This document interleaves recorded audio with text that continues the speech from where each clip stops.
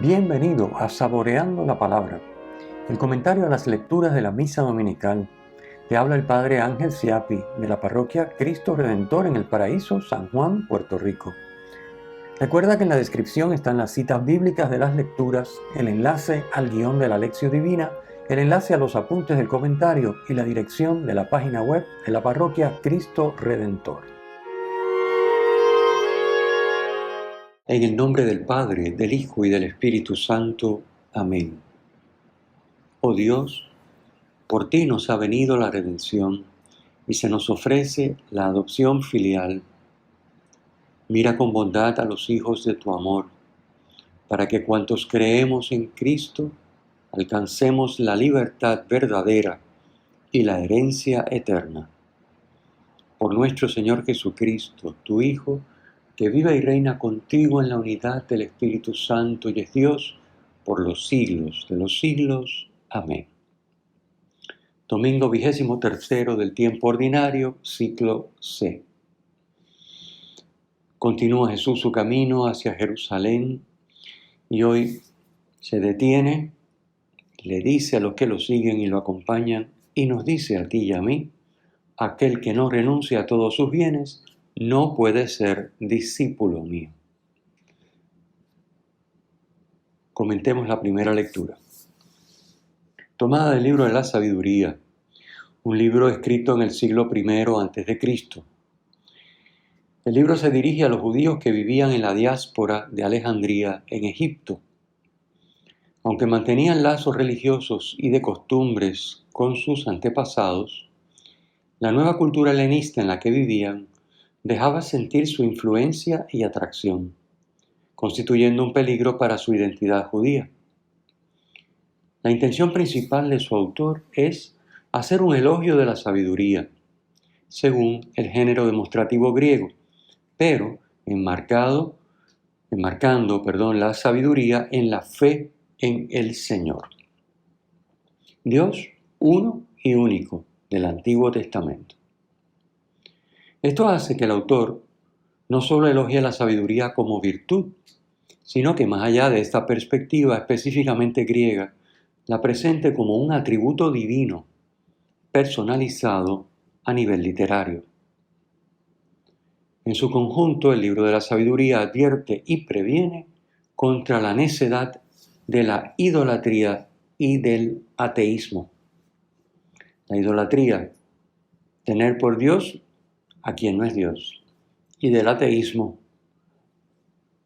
no aceptar a Dios, a pesar de las innumerables muestras, ¿verdad?, de amor y de presencia en nuestra vida, en nuestro entorno, en la creación. Así que dice el libro que es necedad tanto la idolatría como el ateísmo. En el capítulo 9, el autor pone en boca del rey Salomón una oración para alcanzar la sabiduría. Hoy leemos la segunda parte, los versículos 13 al 18 de ese capítulo. Dado que el hombre no puede conseguir la sabiduría por sí mismo, debe pedirla a Dios. Salomón es un sabio diferente a los anteriores. Él no enseña la sabiduría, sino que reza para conseguirla. Esta es la actitud del verdadero sabio. Basándose en la filosofía griega, el autor expresa la dualidad cuerpo-alma. El cuerpo no es malo, pero como su origen es terreno, tiene limitaciones para conocer. Su apetencia por lo transitorio frena los impulsos de la mente hacia lo divino. Esto es algo que lo experimentamos todos. No es que el cuerpo sea malo, es que, lógicamente, si uno se deja llevar por lo que el cuerpo le pide, pues el cuerpo tiende a lo material. Entonces es necesario controlar el cuerpo, dirigir, encauzar, para que nos sirva precisamente para la comunión con Dios. Que no es que el cuerpo sea malo, vuelvo y repito, porque el cuerpo está llamado a la resurrección para la comunión plena de cada uno de nosotros en cuerpo y alma con Dios en la eternidad. La sabiduría para conocer los designios de Dios, su voluntad, la concede Dios enviando su Santo Espíritu a los hombres, dice el versículo 17. Es el único modo para conocer la voluntad de Dios, lo que le agrada, y salvarse, es decir, para vivir en la voluntad de Dios y así alcanzar la comunión de vida con Él, dice el versículo 18. Segunda lectura. Hoy leemos en la segunda lectura un fragmento de la carta más corta de San Pablo, recogida en el Nuevo Testamento. Filemón era un rico propietario de Colosas, convertido al cristianismo por la predicación de Pablo. Un esclavo de Filemón, llamado Onésimo, se había escapado de su casa, a la que no quería regresar por temor al castigo. Encuentra a Pablo, que estaba en ese momento en la prisión, y gracias a su predicación, al igual que antes sucedió con su dueño Filemón, Onésimo abraza la fe cristiana. Aunque le hubiera gustado retenerlo junto a sí para que le sirviera en la prisión, dice en el versículo 13 San Pablo, por un lado, las leyes civiles le prohíben que mantenga a su servicio a un esclavo fugitivo, y por otro, su amistad con Filemón no le permite ocultarle por más tiempo que Onésimo está con él. Así pues, se lo remite para que sea Filemón quien libremente decida la suerte de Onésimo. Versículo 14. Pablo no se lo envía ya como esclavo, sino como mi hijo, a quien engendré en la prisión, dice el versículo 10, pidiéndole que lo acoja como recibiría al mismo Pablo. Y puesto que ambos son cristianos, Filemón ahora recobra a Onésimo no como esclavo, sino como algo mejor que un esclavo, como un hermano querido, dice el versículo 16. Pablo relativiza la relación amo-esclavo frente a las relaciones de fraternidad que brotan de la fe. Dios es amor. Por eso, los seres humanos no nos usamos como si fuéramos cosas, sino que nos amamos como hermanos. El nombre griego onésimo significa útil. El cristianismo hace desaparecer las relaciones de utilidad y dominio entre personas, transformándolas en relaciones de fraternidad, las únicas verdaderamente útiles para alcanzar la vida eterna. En el Evangelio de hoy, Jesús exigirá de sus discípulos renuncias. Pablo también le pide a Onésimo en su carta que renuncie a la posesión de su esclavo. Pasemos al Evangelio. En el domingo 13 de este mismo ciclo C, explicamos ya que en el versículo 51 del capítulo 9 del Evangelio de Lucas, Jesús comienza un camino que conduce al Padre pasando por Jerusalén. Hoy el texto nos deja saber que en ese camino mucha gente acompañaba a Jesús, dice el versículo 25, siguiéndolo, pues para hablarles primero se volvió hacia ellos, dice el versículo 25. Caminar detrás de Jesús, seguirlo, es una imagen que representa el ser su discípulo, viviendo como Él en fidelidad a la voluntad del Padre. Es un pisar donde Jesús pisa, por eso caminar detrás de. Porque Jesús sabe a dónde va y sabe cómo se va al término del camino, que es la comunión de vida y amor con el Padre en la Trinidad. De hecho, Jesús también es el camino con C mayúscula, en cuanto que Él es uno de la Trinidad. Jesús va a dejar bien claro lo que realmente implica este seguimiento, para que todos nos examinemos sinceramente y no nos hagamos ilusiones de alcanzar la comunión con Dios si no estamos dispuestos a poner los medios necesarios y a hacer lo que nos corresponde. Para cada uno, el seguimiento o discipulado exige cargar con su cruz, dice el versículo 27, y renunciar a todos sus bienes, dice el versículo 33, incluso a la familia y a sí mismo, versículo 26, colocando la voluntad de Dios por sobre los vínculos familiares y sobre todos los bienes. Entre estos versículos 26, 27 y 33, Jesús nos entrega dos parábolas sobre la necesidad de calcular bien los medios que se ponen para ver si son adecuados para alcanzar el fin que se busca.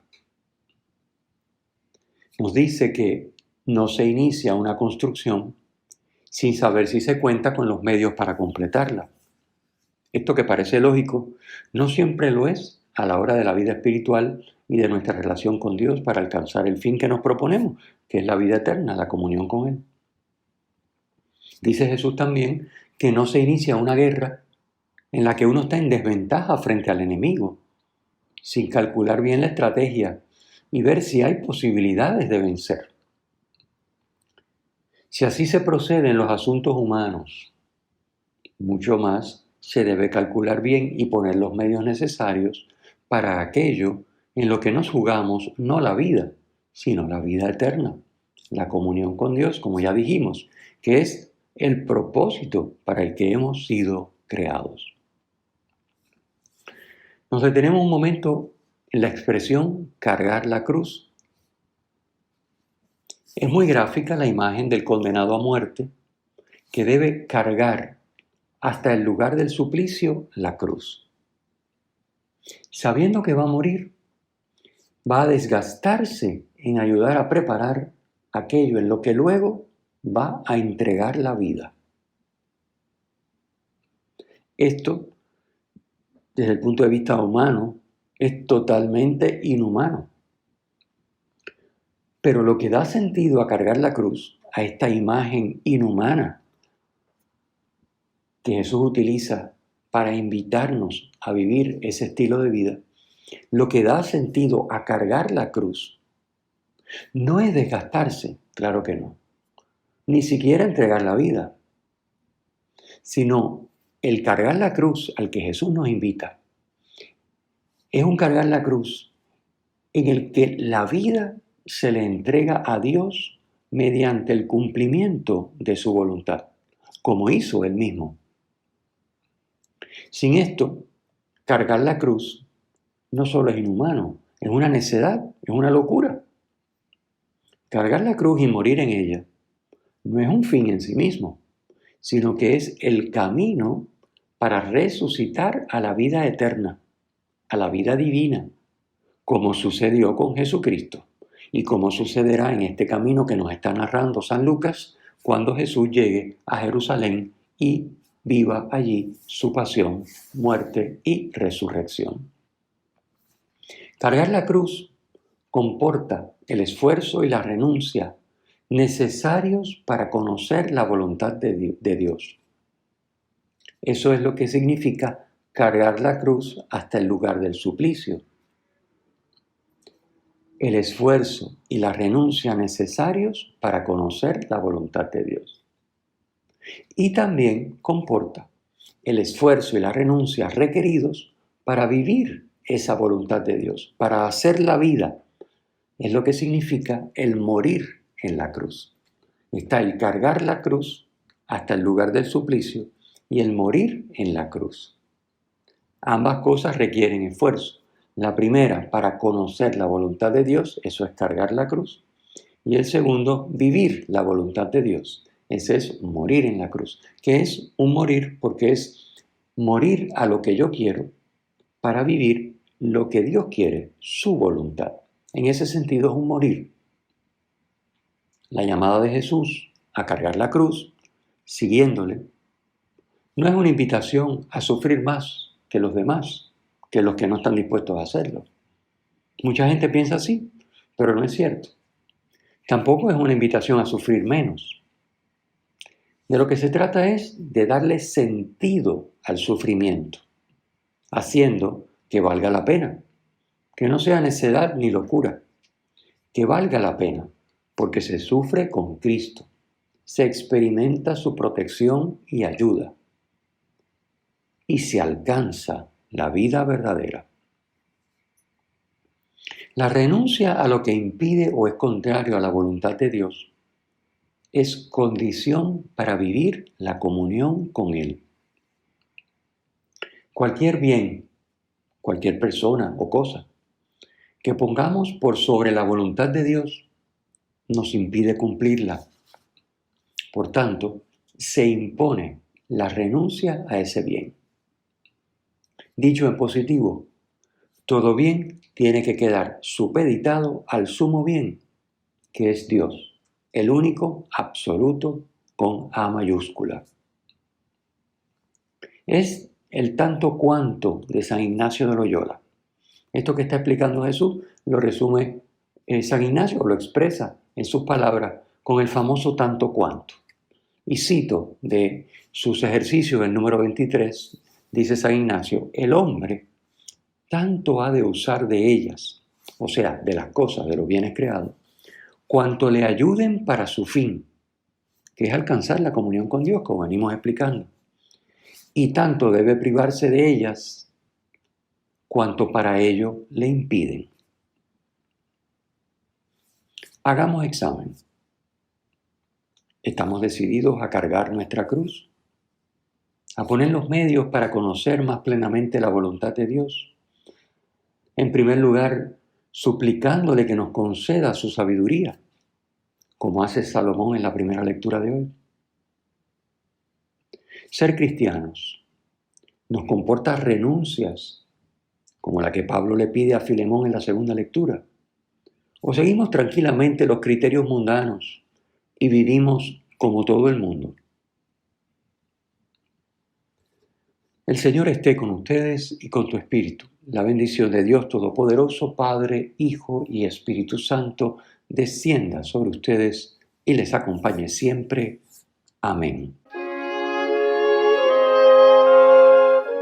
Si te ha gustado, usa el enlace para compartirlo con tus amigos.